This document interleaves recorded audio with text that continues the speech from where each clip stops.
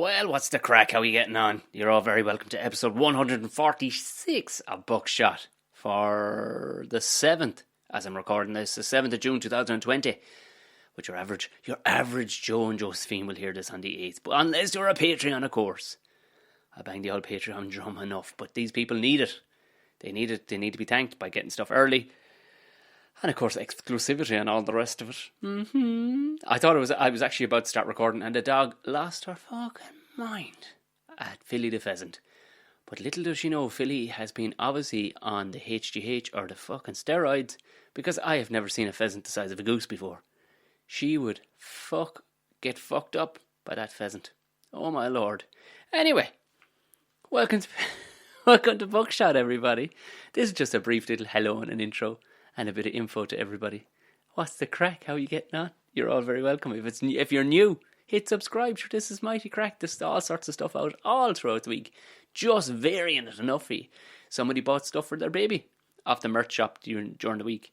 Tea Republic. So, it's there in the show notes. I think it's in the show notes anyway, at the very least. If you go to Tea Republic and look for Buckshot. Tea Republic. All one word.com. And I think it's /book, Tom Mahoney Buckshot or something like that. People are able to find it. I know I'm not really selling it all that well. But it's just some cool stuff. There are face masks there now. There are surgical face masks with my face on it. Or the Buckshot symbol. Or any of the other kind of comedy enterprises I've been involved in. Go for it. If you want to walk around the shops with that, you know what? You'll be cooler than anybody else in there. That's a lie. I don't know how cool you'll be. But at least you'll have my angry face will keep people away. I'm a bit late this week because we only got to record it late Friday night. And just the ramble. I was doing other people's podcasts. So between the jigs and the reels and just trying to get other stuff off the ground by the time this shit fucking passes and all the rest of it, I just didn't get a ramble pod or renting out this week. But I will in the coming week. It will be. It will be done. And I did three other podcasts, and I'm doing 2 more this week. And you can't be turning these people down, because good karma, you know what I mean? The good old karma juice, because I'd be asking enough people. And I have a ton of fucking guests lined up. So it's slotting them in and see what time suits other people, you know. So that's the crack. I was, again, to do a Royal Ramble tonight, but we are having a booster fitted. They started on Friday, so they should be finished tomorrow. They tell me it'll take it up to, 40 megs. I doubt it. But if we get half that, we'll be flying it. You know what I mean? Versus the fucking piece of shit setup we have at the minute. Roar living, people. Roar living. So this upload will probably take close to about 17 hours. I'm guessing. The Royal Ramble, for anybody new, it's a live streaming podcast where people can jump on board, and I normally put down a subject. So this week I wanted to do shite holidays. Everybody has a shite story of some way towards that, you know what I mean? We can all contribute to that. Things like drinking, school days, ghosts last week, which kind of made my own computer shit the bed when fucking I mean, like I said, the internet isn't that hectic, but it's normally able to hang in there. But all the ghosty talk made it fucking weird. Also, we got the sideshow out. We got the new comedy game show that I've developed with the help of the great producer that is Gordo Rochford of Those Conspiracy Guys. He hosted it, the pilot episode, which is only, and it is exclusively up on the Patreon page for Patreon. So if you want to go see an hour of well put together, I'm fucking happy with how it turned out, and it's only going to get sharper. You're talking about 5 different blokes in 5 different places, all trying to tie together and make out this. The equivalent would be, say, Mock the Week, right? Now, I'm not saying we're up there with production value, but they filmed that over 5 hours in front of a nicely fucking primed studio audience that's well liquored up. They have the power of the BBC behind it. They have canned laughter if it's needed, and they all get the subjects at least a fortnight beforehand. So they've all prepped material. We did this, put it out live to the Patreons, and only actually the Patreons could see it. We'll probably go out to the public for the next one, for the first one. We'll see. I don't know. We'll see. We might just totally keep it to the Patreons. Definitely the Patreons will get, priority some which way. They'll get their answered first anyway, if they can chime in. It's turned out very well. and I'm very, very happy with it. It's funny as fuck. It's myself, Jim Elliott, Steve Cummins, and Mickey Bartlett with Gordo hosting. I'll be hosting the next one, and we'll have a substitute. And what we'll do is we're going to alternate with comedians who can know what the green light is. You know what I mean? Like I talked about it in the past, there's loads of great comedians, but in a game show environment where you have to be the atmosphere, because we don't have a live studio audience in front of us, you know what the green light is, you know. When the green light goes, you're on fucking point. You're not wasting your words, you know. So it narrows the old playing field a small bit. But very happy with the sideshow. So if you want to see an hour of funny material, jump on £3 to become a Patreon, which I've noticed a few people have jumped on, and they don't take your money till the end of the month. And some people have jumped off at the end of the month. It's not a cool move. Thankfully, it's very rare it happens. Sporting podcasts, I know it happens all the time. Patreon need to get their shit tightened up where they charge people from the get-go, you know, and then on a monthly basis after that. Or at least one-time payment and jump out at the end of the month, no problem. But jumping in, going, I swear to God I'll pay you. I swear to God I'll pay you. Oh, give me all that good stuff. And then jump back out again. Come on. But, you know, I'm not giving out to people. You got to do what you got to do. But it's cool that 99% of people don't do that. They're very, very cool, and thank you very much. Of course, if you are brand new, there is over 250 episodes to go have a fucking gander at. Even though I know this is 146, there's a ramble pod as well. There's a few side ones in there. There's a few schwapcasts and whatnot inside there. Also, if you like the sound of me, you like the sound of Owen Colgan, who's been a guest on mine a few times, we have a podcast together called Harden Up, and we're going to get another one done this week. And we've 9 or 10 episodes over. Harden Up Podcast. Go look for it. It's very easy to find it. You know what I mean? If you type in either one of our names in any of the podcasty worlds, although Owen does a ton of people's podcasts as well, it's called Harden Up. That's our podcast. And that's that. That's all. Oh, and the gig is still going ahead in Limerick so far. Tickets are selling very well, which is great. I'm very excited. I can't wait to tell you all about it on the Ramble Pod. For a lot of you just won't be able to go. I don't know, maybe you will. Maybe the restrictions, you know, you're willing to slip down the country. Maybe Midlandsy people, southern people will make it to Limerick. It's got capacity for 380 cars, I think. So that'd be a badass gig. It'd be like playing to the Laughter Lounge, only it's a forecourt. It's gonna be, I'm really excited about it because it's definitely a new challenge, guys. And I love new. Fuck off, Tom. Yeah, I just want people to listen to me tell jokes in public. That's what it's all about, really. So I think it's the Saturday the 13th, I think it is. Is it Saturday the 13th? It's either Saturday. It's this coming Saturday. Woohoo! Actually back on the road again. Yeah. So, that's all the housekeeping done. Join the Patreon to support the podcast. That's the number one way to show me you love me. Or, you know, we can't actually even virtually hug at the minute, so. And with that, get yourself a fucking taste of the old sideshow. Get yourself the game show that fucking nobody else is doing right now. No other motherfucker is doing. I've seen a couple that are a bit weak as piss. And I know the BBC are trying to put together one right now with a couple of their usual heads. But our one is out, and our one is fucking tasty. So go have a fucking bite of that. Right, moving on to today's guest. He's been a guest in the past before. Although I think the sound is a bit shite. We recorded it over in the Patreon's Inn. Even though we had a lovely day drinking tea and eating pizzas. This one was much better because obviously, well, as good as Zoom can be with a bad reception between Sligo and Wicklow, you know, it's not actually too bad. It actually came out alright. He's possibly up there as everybody's number one favourite comedian, if you're a comedian, because he's so smart, he's so ridiculously funny. I struggle to go on long drives with him because I almost crash every 5 kilometres because he makes me fucking laugh that hard. But John's been in everything from The Savage Eye, you'll recognise him, he was in a load of sketches in that, he was in the Hardy Bucks, the latest season, I think he was the copper on the bike, and he's been in Irish Pictorial Weekly. He's been in a ton of shit. We did a pilot together, we talked about it in the show and everything. He's a gifted man, and a lovely man. Sit back, relax and enjoy the wonder that is John Colleary.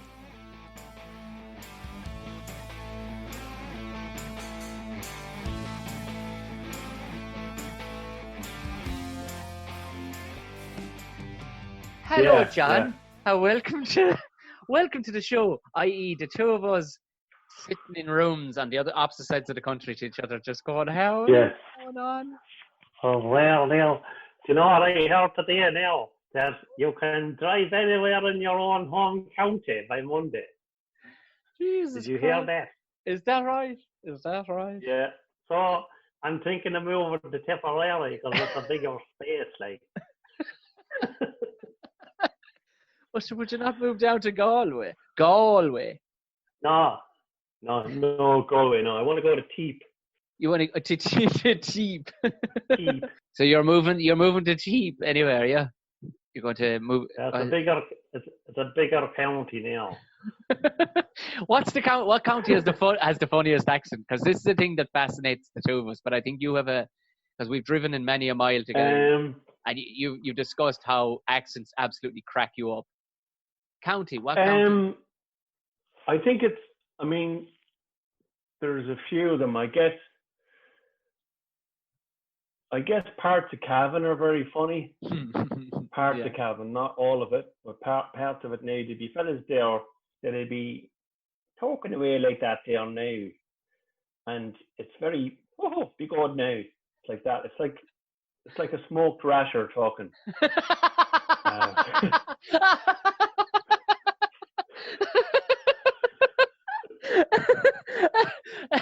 That is what. There's no possibility. That is the best description of someone's accent.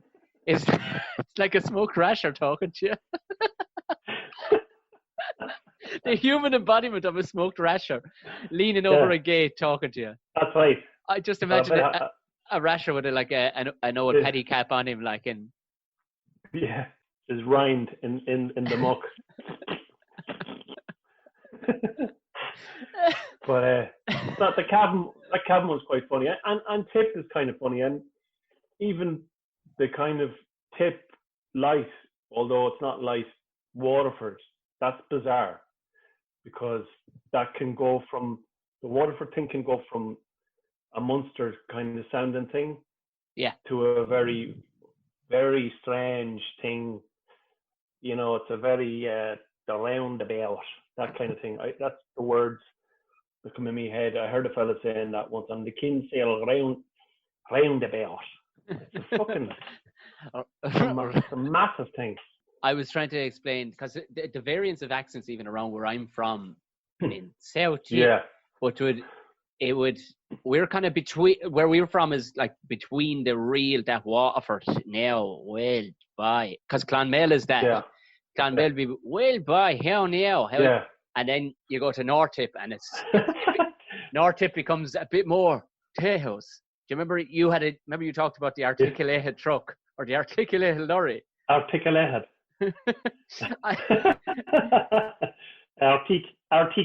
But there was a weird thing that went on. I don't know what it is. How some old lads around my way picked up. They almost had a French influence, and that with some of their R's sounded like there was a guy up the road, Eddie, and he spoke with all his R's were like a French R, and that they were.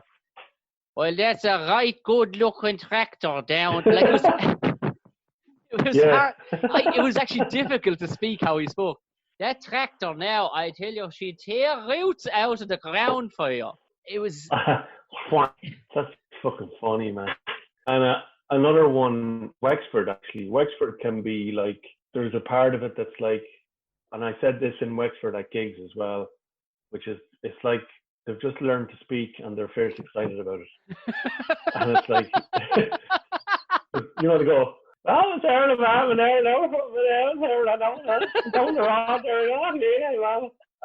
but then there's parts of it sound almost, I can't do the accent that I'm going to talk about because it's very strange. It almost sounds like it's from Northern Ireland. There's an accent in Wexford, somewhere in Wexford.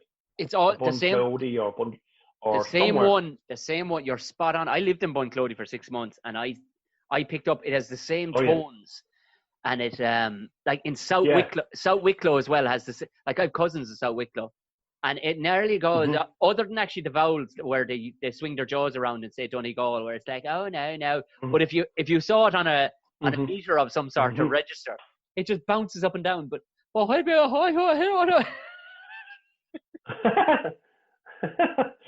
and even when they're trying to, like, you get these farmers talking to me when I'm down at the cousins, the uncle's place, like, and they're trying to give you a really serious chat about a good fucking dog that'll come down the road to you there. Yeah. And you're going, oh, I can't.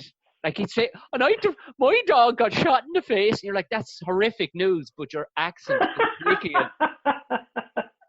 Your accent is fucking making it hilarious. Shot in the face.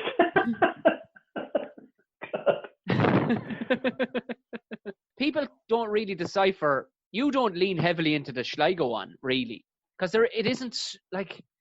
It's kind of like windy kind of accent, isn't it? There's no weight, there's no vicious weight to like the likes of the Sligo. Or am I wrong? Is there cultures in Sligo that would have an accent that would fucking turn your toes up? Yeah, there's the south.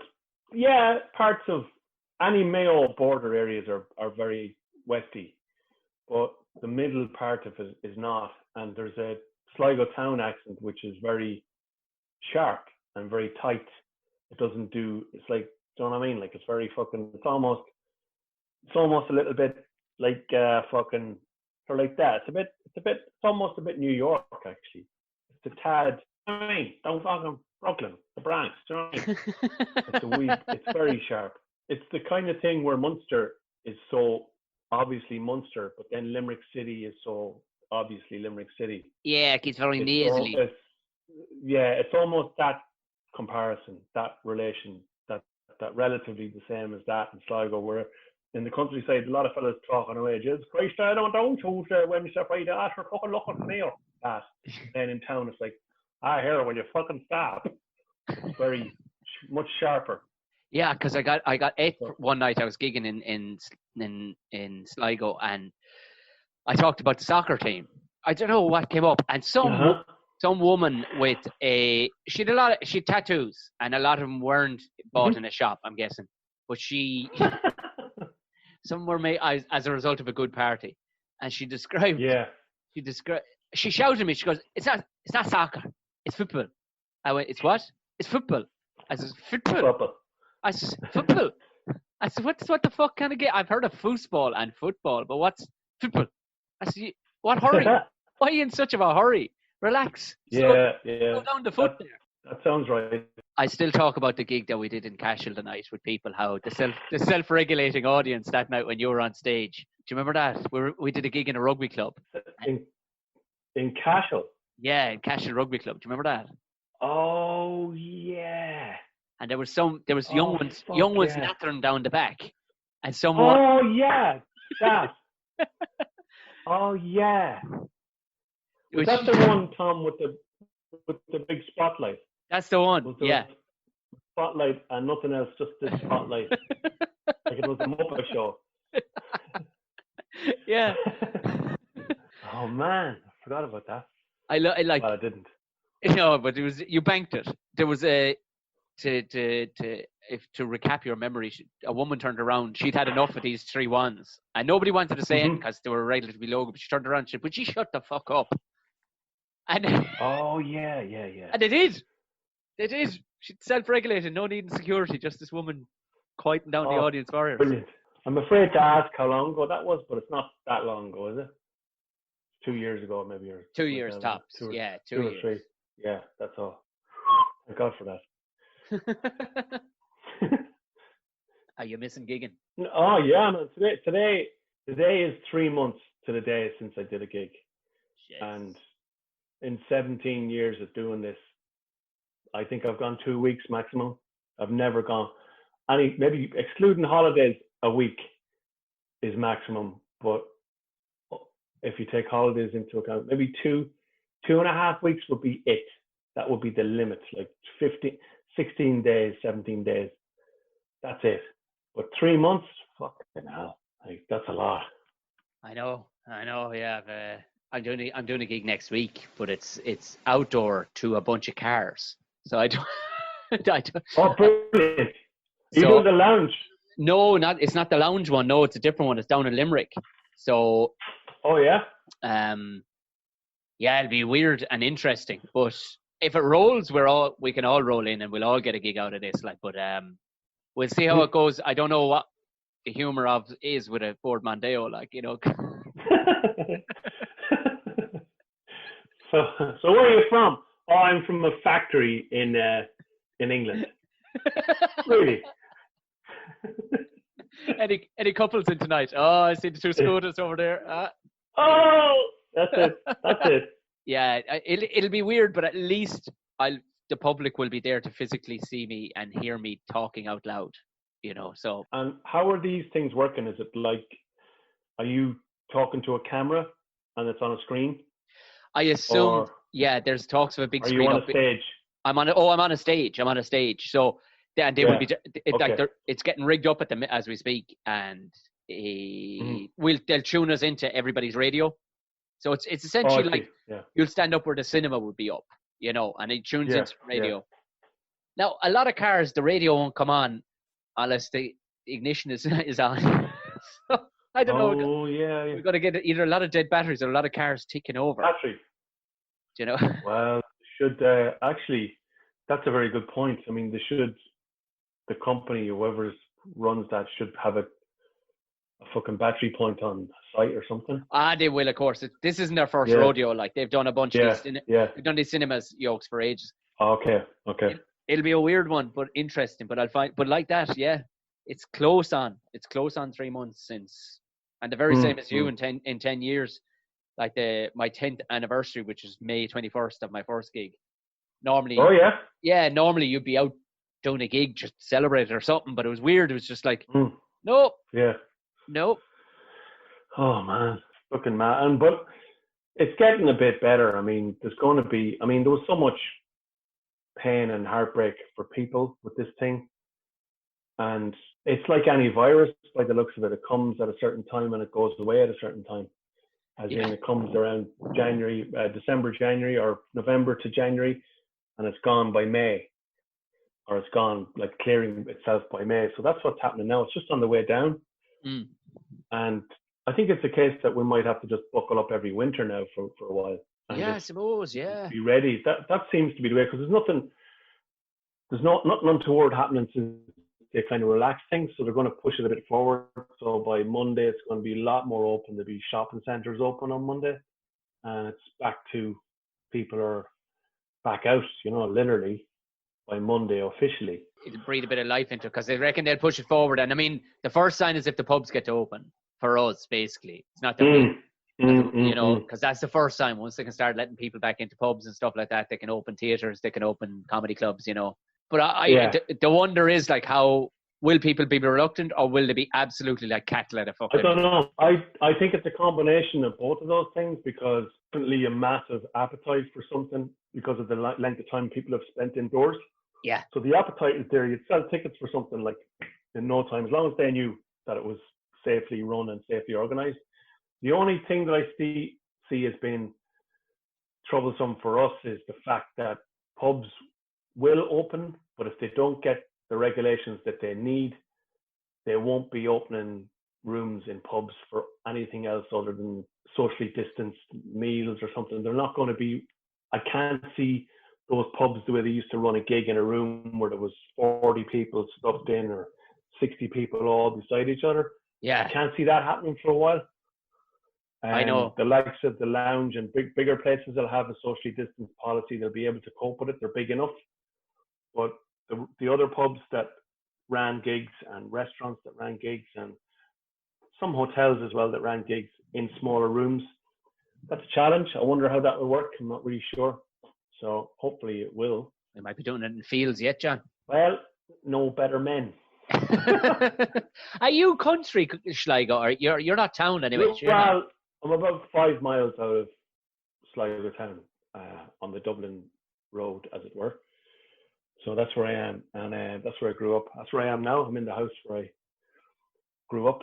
It's been easy. Are you still in Dublin or Kildare? Yeah. We're actually in Wicklow, but no, we've been here all the time. Yeah. But there wasn't a massive jump for us, because we're kind of self-isolating anyway, because we're kind of in off the road, and it's always quiet here. And we've the uncle to keep us interested, so keep us nice and active. Of course, yeah. That's nice, yeah. Around here, this was the lowest. It's a bit like Sligo Rovers. It was down near the bottom of the table in terms of corona as well. There was very little of it here.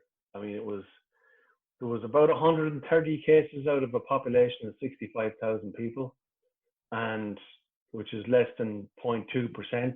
And there was about I'm not sure how many fatalities, but I know it was very small.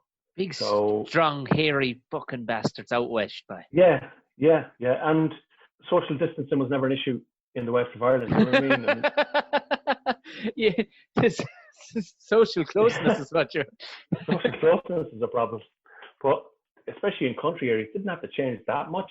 I mean, they just had to be a bit more cautious about how they went about their day. But it wasn't like Dublin or Cork or Limerick, where it's an urban centre, and that's tricky, Especially, yeah, you're in a block of apartments there, like, and you're going, no, you just can't. Yeah, go out. Yeah, that's supposed to be dreadful. And I was thinking about like places like Ballymun and Finglas where kids were off school. Must have been fucking mayhem, like. Fucking mayhem. I mean, there was 3 months of like kids like going mad, like, fucking mad. And I think we live in a great place though, because you know the way that America always kind of had it down as the best place, but it's possibly the worst place in the world now. It's possibly, and I love the fact that in this country, and I don't want to cast any aspersion, diminish the horribleness of what's going on over there, but riots and the race thing is insane, and there's so much wrong, and there's cops kind of shooting people and shooting at people, and it's great that we're over here and there's cops on the beach going, put down the ice cream and go home. That's what they're doing here. Yeah. You know what I mean? That's the level of policing in Ireland. Like, yeah. Get off the beach. No, get off the beach. No. Give me the ice cream. No. Give us a lick anyway. Fuck it, come on, will you? Yeah. And then the cop takes out a Magnum. Hey! Even the tax went out in my car and I got stopped the other morning, all right, just up the road. And a very lovely woman, but clearly she was very much a West of Ireland girl. And did she give a shite? Oh, yes. I stopped up and she says, well, are you going far? And I was like, I'm just popping up the road to the pharmacy for the young fellas.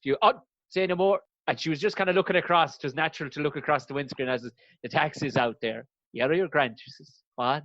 I just do it. Yeah, it's that soft rolled R's. Yeah, you're grand. Yeah, you're grand.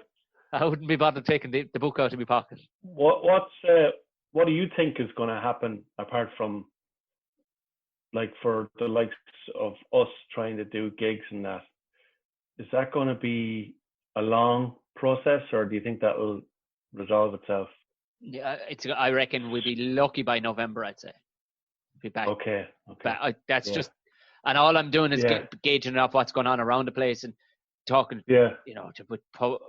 It's the public too. Even if they stopped it in the morning and said, "Grand," until they get an out-and-out vaccine, an out-and-out vaccine. But then I see, I don't know about that. I think that what has happened so far is more down to people going, okay, so there's no rise in cases, there's no rise in infections, we've eased the restrictions, let's move faster. And I think that if everything kicks along for a couple of months and the sports gets back up and running and people start going out and they see that there's no infections, the illness, once they see all of that, I think it could be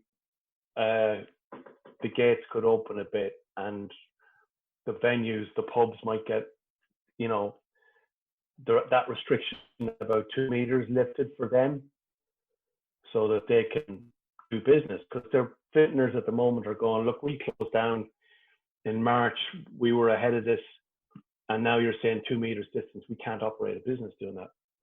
So that's the next conversation, I guess.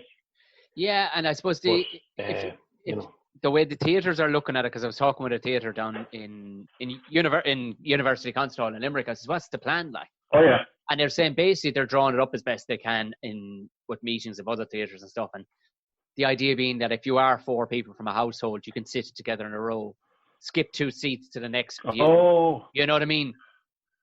Skip 2 seats. I know theatres have it a little easier because there's very orchestrated seating. So you can go actually you can rip out the seat, rip out 2 seats, only allow 4 together at a time. rip out force. Mm. It's the way Germany are doing it right now. Germany is back. Mm-hmm. They have their theatres opening back up in Germany, but they're ripping out every fourth and fifth seat. All right. Yeah. And then jump Wow. and then blanking the next row. So it would jump row A to C to E. You know what I mean? Just to get some arses on seats somewhere, because these places are doing nothing being closed. Like so. Yeah. Have you been doing that other than while back in Sligo? Because you're the sort of fella you're big into history and stuff like that. Like, have you ventured down the road of anything? Yes. Can you teach me something, John, while we're here?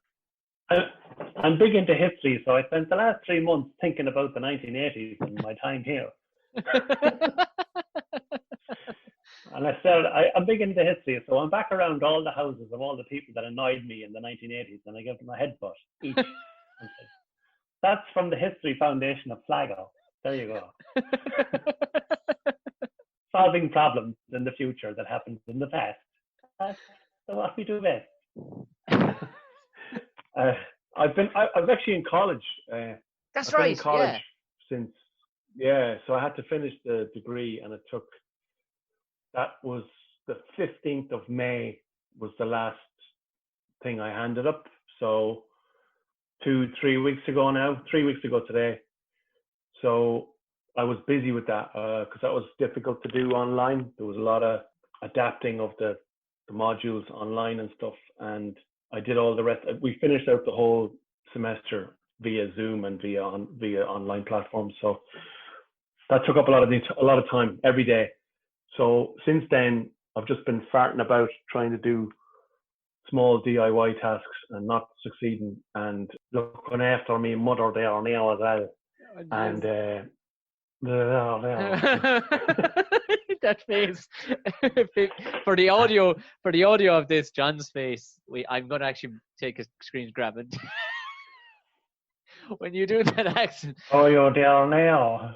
You turn it. I can't think if you've turned into a Tipperary publican or a guard or a public servant of some sort.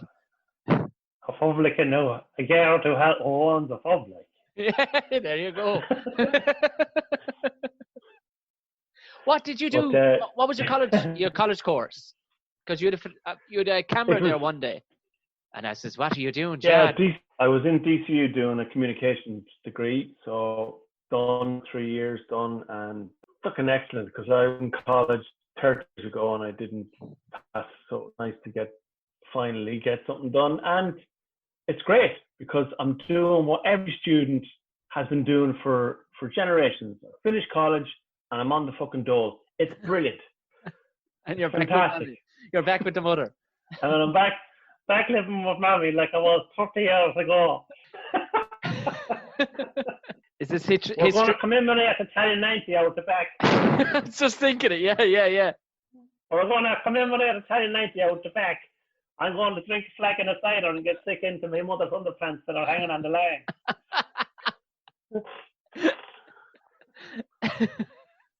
What's the degree? What's the degree in communications? Like what? Like it's such a broad word. Is this down to the fact that in Sligo you're so far away from each other that you don't really know how to communicate? It's just shouting, stopping people from shouting across the field. That's right. That's right. Smoke signals. It's basically an arts degree. It's a BA, and it's kind of focused. There's a psychology and a social studies element to it, and then there's a major focus on media. So it'll be like there's modules on the psychology and the media, advertising, public relations, communication through different mediums, be it social media or film or TV and radio. So all of that has a really interesting theoretical background, and I thought, well, seeing as I'm doing this in the foreground for years, it's kind of nice to try and join up the thing and have the theory behind the practice while you've already done the practice in terms of being involved in TV projects and doing stand-up as well, and get knowing that side of it practically. It was good to get the grounding in how some of it works theoretically as well. So I really enjoyed it, and the time went really quickly. You know, people would say, "Oh, it goes real quick," and I didn't think that at the beginning, but it did. It just snapped by, and it was really good experience. Like, you know, if you're thinking of it yourself at any point, you have time to do it. It's really good. It's excellent. You know. So that's what that degree is, and maybe I'll do a master's at some point in a couple of years if I have the time and money. And what does that give you confidence to go forward doing now? You know what I mean? Producing your own show, possibly, or? I mean, I do stand up is great, and I love stand up, and I've been doing it a long time, and I like just the gig itself. I'm not gone on driving over and back everywhere anymore to gigs and sort of some of the bullshit that goes on around the actual gig, but I like the notion of being involved with collaborating with other people and trying to kind of produce something for media and using a bit of the knowledge that I picked up in that degree to do that. And I think there is a good grounding. There was a very good grounding in that degree for that sort of thing, and it kind of filled in a lot of gaps for me mentally and theoretically, stuff that I kind of thought about, and then when I read about it and learned about it and did practical assessments around it, it kind of made more sense then. So yeah, producing stuff would be great, or getting involved with comics in particular, because we have this kind of thing in Ireland where you want to make something, you have to go through all the hoops, jump through hoops, try and get someone to commission it. I know everyone does so much online now that traditional terrestrial media is kind of passé in one respect, but it's still a go-to in another respect. And I think that maybe I'd like to have a position, I'd like to get into some sort of position where I'm working with comedians, comics and writers, people who write comedy and people who perform comedy, and be in between them and those what commission, just to be that person. Yeah. Because there's so much, because I'm going through the process myself, I meet people in commissioning, and they're generally very good at what they're doing, but specifically they may not get the significance of what some people are trying to work on, and they might miss it. Yeah. So I think there's a gap for somebody who knows both sides of it, who knows kind of what the broadcaster will how they'll deal with people, and know what comics are as well, and know how comics work. So I think there's something for me. I'd love to do something in between those two things. There definitely is a missing link, all right, that you hear with the likes of BBC and Channel 4 and stuff. They almost have an academy style system where it's like, well, we'll bring you in, ghostwrite a few things and bring you up the way through it. And as you said, like that, I don't know what the fuck I'm at. Like, I'm doing a bit of TV show and doing this nearly the same as yourself. And with this new show we're after producing, and I'll show it to you. It's something. It's exactly what you're talking about. It's quite literally that is exactly what's needed. Is somebody who now has a qualification and is knowledgeable on who can be. I suppose the foil is not the word I'm looking for. The file. The file. The file. The file. I just have to. Yeah. Well, yeah. Can I break away for a split second just on that on the file? Yeah. Years ago, myself and Natasha had a toy shop. Do you remember we were in I do. Leaflet. And we went down. We wanted wooden shelves, but we wanted them like almost like a segment out of a tree with the bark still on and everything. And the only place you could go, you could pay a fortune for, or you could go to a wood mill. And I knew a fella with a wood mill down outside Burncourt, outside Kea. And we went to this fella now, he'd normally saw you off a heap of timbers if you were doing the bottom of a kettle box or something. But he'd make you whatever you wanted. But we went down to this guy, and he was deaf as a post because he never once wore ear defenders inside in this huge mill. Yeah. And he turns to Natasha, he says, "What do you want the shelves for? Anyway, what do you want them for?" And she says, "It's a toy shop." And he says, "What? A toy shop?" and she went, "That's right, a toy shop." He says, "You're selling toys? Just only toys, like." Oh man. And I'm not. I had to actually mime out, not ties as in a fucking Winchester, not as in toys, like fucking toys. I had to say it about 7 different ties, and he was still. That man walked away going, "Who wants to sign fucking selling ties up the country somewhere?" So the total breakdown of communication, and I'd obviously been that long gone out of Tip, I'd lost my talent to be able to get the message across. Yeah. Although I don't think just like the foil that is needed, I don't think he was really open to the notion of anything outside of kettle boxes, and I know. This was way too out of left field, like. And how did the play go that you were doing? Great, yeah, it was great. We did 22 dates around the country, and it was received well. Like, it sold grand. It's a tough enough sell because the title alone, Defending the Caveman. Now it does, like, it's been in 44 different countries, but they jump on it one which way or another. But because the title almost suggests a bit against women, whereas not. It's actually completely the opposite. It's kind of up the middle, really, like. But so we're thinking about possibly just changing to flatten it out to just Caveman. Your man, the owner, has given the green light on that. The guy owns it, is in America. So we're currently still booked in to bring it back this year for Liberty Hall. So 3 weekends of September, it's still booked. But I don't know what we'll be doing. Right.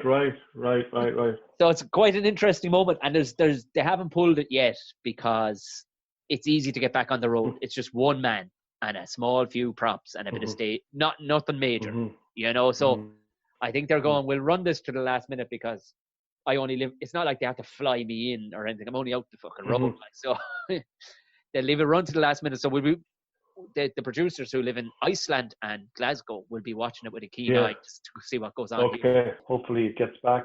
Because, it'll be a good sign more than anything. Nice. It'll be a really good sign to see it back on the road, like, Yeah, it'd be good just to get back doing something like that's regulated as well, that you already know. You already have the script. You know what you're doing. Yeah. Get out in front of people again, and have something to start with that's not trying to be, it's not trying to do stand up. Yeah, it would actually be a soft landing, as they say. Like, you know what I mean? They trying to crowbar in jokes where. We're all starting new, you know what I mean? This is the weird thing. None of us have been off this long. Yeah. You're going, have I gone shit? Have I gone? But they always shit. This is the thing.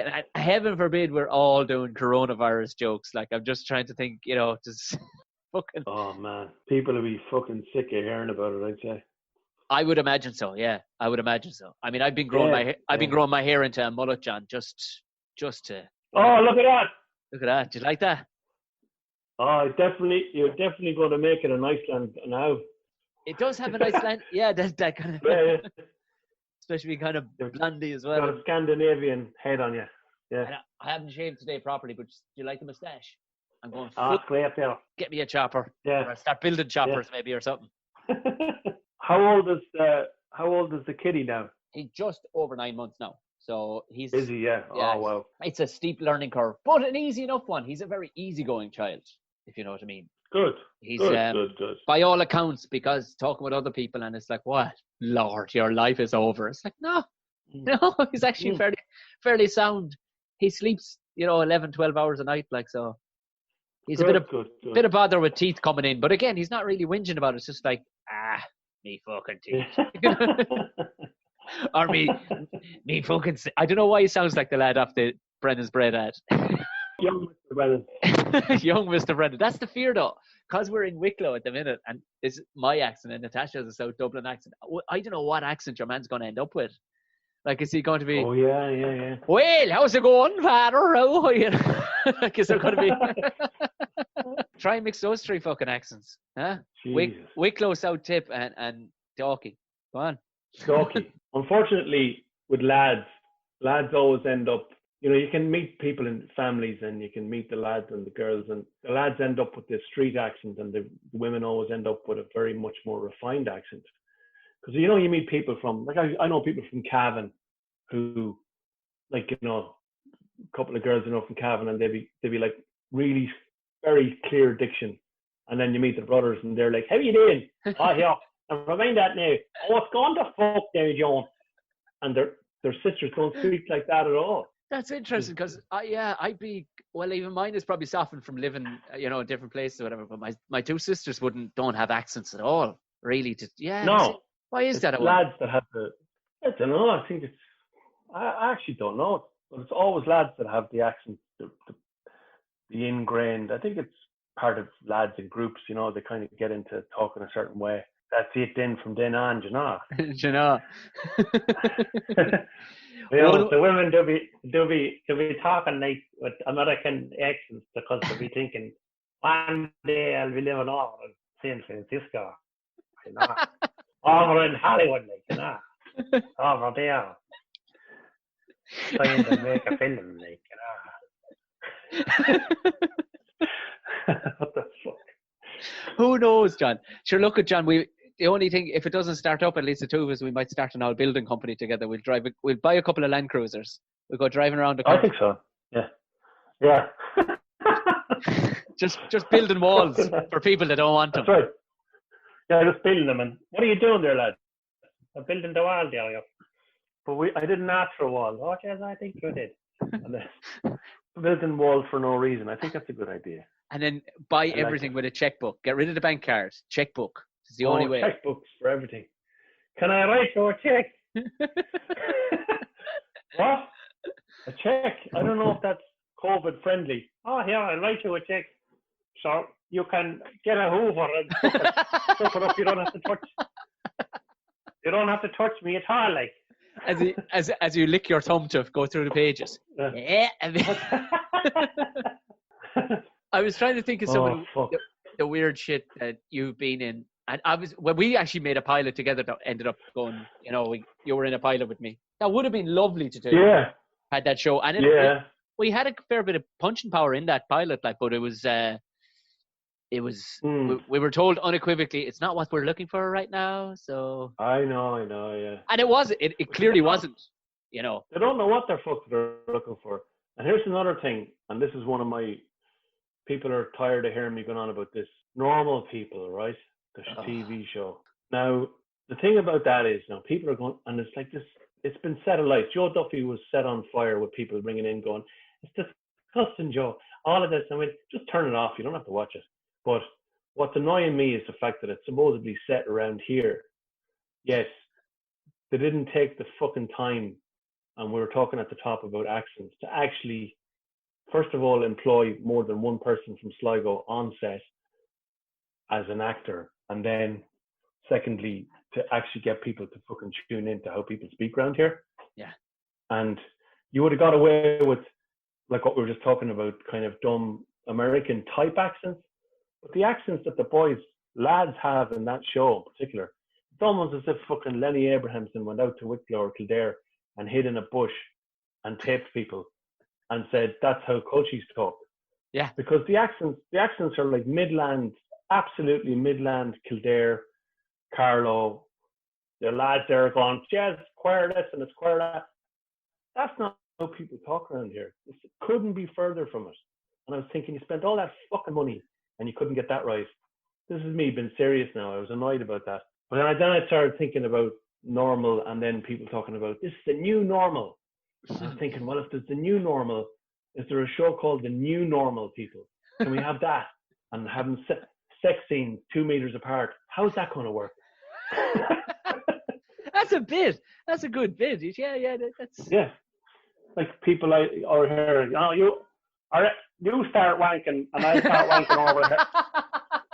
You start wanking over there. Where are you from? I'm from Kildare, but we're in Sligo. Wank away there. Fuck's sake. That would, because you often see the Irish movies and they stick something like, Gerard Butler, in fairness to him, has apologized for The Notebook. Or not The Notebook. What was the fucking P.S. I Love You? Wasn't it? P.S. I Love You. Yeah. And he apologized. He says, I have now known since the error of my ways. And Gerard Butler's been in some shite down through the years. He's been good. But it was drawn down with him one time. And in fairness, it was all going, you were in P.S. I Love You for... And he goes, I'm going to stop you there. I can only apologize to the Irish public for my accent. because I've seen the Scottish accent absolutely kicked down the stairs and thrown into the wheelie bin. And I did that to the Irish accent. But, you know, they were paying a nice few £. Sure, who doesn't want to hang out in Enniskerry for 6 months? I know. Yeah, of course, yeah. But the normal people thing too, just as you were brought it up, I quite literally could not get through more than 3 minutes. I couldn't. I just went, this is absolutely not for me in any shape, make, or form. And I can, you know, I'd give anything a go, but it was like, no, because people will talk about how amazing this is, and I'm not a post-teen angst-filled fucking DCU, you know, or wherever he went to, UC or whatever. This is like me watching Sex and the City. Thank you very much. I'm sure it's great, but yeah, but that's it. And I think, you know, I think that there's a lot of there's a lot of talk about stuff that's made for TV. If it's even coherent, all of a sudden it's groundbreaking. And I looked at that too, and I thought, this is just, I don't see why we're making a fuss about this. I wonder. You have to wonder if it wasn't for the lockdown. I wonder about some of these shows. Possibly. Would they've seen the light of day in a like the likes of Tiger King came out, you know, where people just trying to root something fucking ridiculous out of like, and people do jump on the bandwagon. I'm seeing blokes that are older than me online going, honest to God, guys, my heart skipped a beat. You're like, what in the name of fuck are you talking about? There's no way it did. Yep. It didn't. You couldn't have. Or either that, you better you better chickadee check yourself before you rickety wreck yourself, as the song says. Do you know what I mean? Yeah. Because I think they just make a big fuss about it, and then all of a sudden, if enough fuss is made about it, there's no questioning it from then on. Yeah. And I find, like, what are we talking about? What are you talking? What defines this above something else and above something else? And especially when something is made, and I really have my girlfriend's head wrecked, saying they didn't even use the right accent. They didn't use the right accent. Did you hear that? It's not like Carlo. At the same time, I'm thinking, if you can't attend to those details, and then why say Sligo? Why not just fucking pretend it's anywhere? This is the thing that's been killing me of late. It's like, why? For way too long, I think we've been putting too much thought into our comedy to a certain degree. Because when you look now, you know, the kings of comedy right now are the people that had a strong online presence only prior to this. And now they're the kings of comedy. And you're like, and when you look at what they're doing, it is the lowest brow that can, you know, and they'll, simple. They'll turn around and say that, you know, they've been a visionary. You know, I'm doing this ironically. And you're going, no. You know, not saying you need a good pedigree behind you of stagecraft or whatever, but at the same time, some of this stuff is fucking trite. It's basic, But you appeal to a certain people, and you know, were we the fools to try and be bothered? No, clearly nobody picked up on the fact that they were, you know, Midlands accents supposedly out in Sligo. But that would bother me too. Why not just say Portlaoise? Yeah, I guess so. I know there was one or two that kind of were close to the mark, but the main character in it and his main group of friends, they sounded far too much like a GA club in Mullingar. Do you know what I mean? For my liking, not a major point, and I'll shut up about it there because I've said enough about it. And I was so bored in the last few weeks from not doing gigs. I was even considering writing to the Irish Times about it. Do you know what? For the crack, you should. Dear sir, you should go full. I need to talk to the manager. Kind of, you know, Karen. You should go full Karen, and see how far you could go for a comedic effect. Yeah. And like as if it is they have burned your fucking soul. How dare they? How? And I understand. There's some very, very serious issues going on in the world right now. You know, there definitely is. But to use actors that aren't even from Sligo, let alone not even train them, like, so why didn't you send them to Sligo for a week? Yeah. Why did you know? How much do you reckon you could get out of it? I reckon you get I reckon you get. Well, I reckon you do 2,000 words of a complaint if you really try. I get 2,000 words, and the answer I get is, well, have you ever watched Fair City, Jan? Nobody is from the north side of Dublin either. Yeah. I remember speaking with a fella like that. He was and he was an older fella. He was giving out. He's like, no, he was the real deal. This fella was. He was basically the voice of fucking Brennan's Bread, and like that, it was bending his head. It was it all fucking Southsiders. You know, they couldn't find one or two of us that could fucking act. You know. True. Like, yeah. Eric is probably the only one. I'd say so. A lad actually turned around, a taxi driver one night. It was maybe 2014 it was. Because I remember Damo and I were, the second season was out. And a moment happened, a John Colleary moment happened, where your man was looking at me in the rearview mirror and he went, "Yeah, you're a man, aren't you?" Yeah, you are.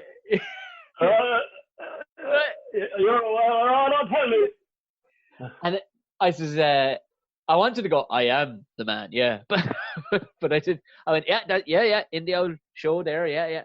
And you could see he nearly jammed on the brakes. He was like, "Oh, what? So, am I right? You're not the man from out that direction at all, are you? Out, so it's, you know, Fox Rock." I went, "Oh God, no! It's just, I'm not even from Dublin. Fuck it, I'm not even from Leinster. I'm from South Tipperary." I swear to God, your man nearly put it in a fucking wall. He was like, "Oh, what now? Yeah. What?"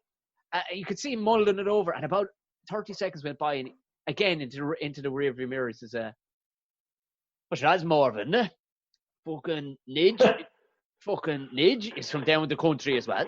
No offense now, but and I swear to God, he went, I don't think it's right." But in my defense, I was like, yes, I'm from there, but at least I had you fooled with the accent. That I didn't show up going, exactly. Well, lads, how's it going? I'm from Fox Rock. You know, like, yeah, exactly. That's my point. Even the fucking Viper, who's not from Ireland, Leeds, you know what I mean? Yeah. So even Chris, you know, he still manages to do a very convincing Mayo. And that's all I've left to say about that. What that's all I have left to say about it. Before I left you go, because I know you're a mad music man. Because we were in Belgium together, weren't we? Were we in Belgium? We were in Belgium together. No, we weren't. We were a month apart. Sorry, I beg your pardon. We were a month apart. You with Xavier? Xavier, yeah.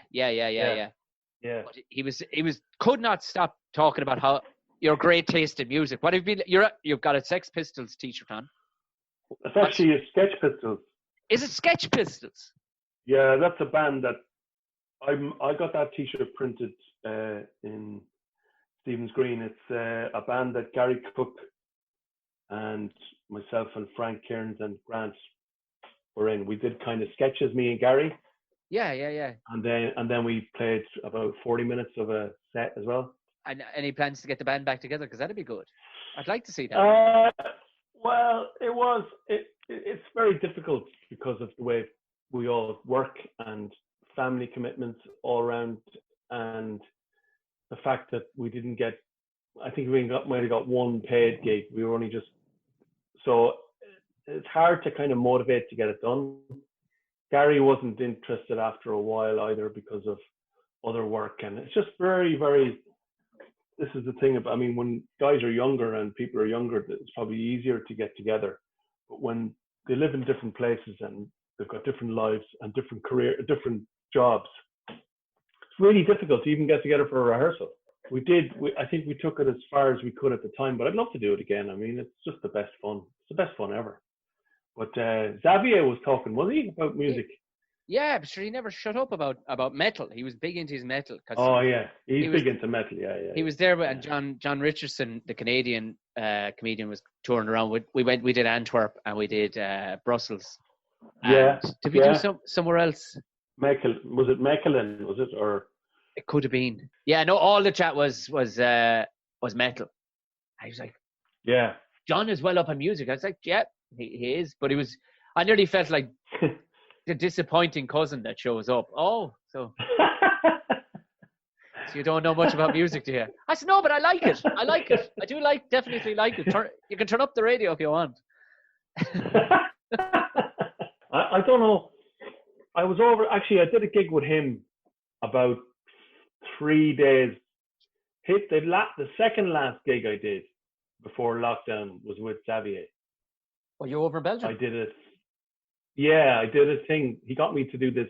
I suppose it was a kind of corporate gig. It was for I think it was for a department in the European Parliament. I think they were data protection or something like that. So there was about 40, 50 people, and they turned up. It was good, actually, because it was all different nationalities from all over the place, and 1 or 2 Irish, but the majority were English, French, not English, sorry, there's no English there. They're gone, they're not allowed. French, Spanish, Italian, Polish, German, Dutch, Belgian. There's a couple from Africa as well, from Congo, I think. That was the second last one I did. That was on March the 2nd or 3rd. Third. Yeah, it's a rare one when you do. I suppose Brussels is that thing. Like I did the Black Sheep for him at that time, and it was the United Nations inside there of people. Now there was an English fella in there. I'll never forget. He comes up to me. He was with UKIP, this fucker. Yeah. And he comes over and says, I really like your attitude. I went, oh, right, thank you very much. Really loud. He looked like a character. You know what I mean? He looked like a character in Little Britain or something. He comes over and he's spitting all over the place. Little butty fella with a big loud tie and a pinstripe suit. And he says, man. Oh, he was the real deal, this guy. Like, and he comes over and he says, can I buy you a drink? I said, well, you can, but I said, we're actually getting him here for free if I need you. But thank you very much. And he kind of tagged on with my brother-in-law's group of friends. There was a gang of them. They were friends and people, acquaintances and English-speaking people. And he kind of came along because his spin doctor and kind of PR guy was kind of in that group. So he came along. And then he decided he was going to bust out the credit card and he was taking everybody, the UKIP credit card, taking everybody for a drink. But what was hilarious was, like, I was kind of, he turns around to me and he says, he calls over his man, his PR guys, and he says, come here, have we got much in the funds for script writing?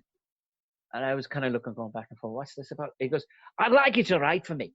I went, you want me to write for you? He said, yeah, I like the aggressive tones that you've got. It's fucking great. I went, you do realise you're UKIP. Wow. I goes, oh, don't worry about that shit. So his family, and your man finally pipes up, who was from Northern Ireland. His family were Republican, and half his family had been in prison for being in the RA. He went, sure, look, it's all bullshit, mate. I'm on 140,000 a year take home, and I left school at 12 years of age, and my dad was a fucking armed robber. Where are you going to earn that money if you have any principles? Fuck that.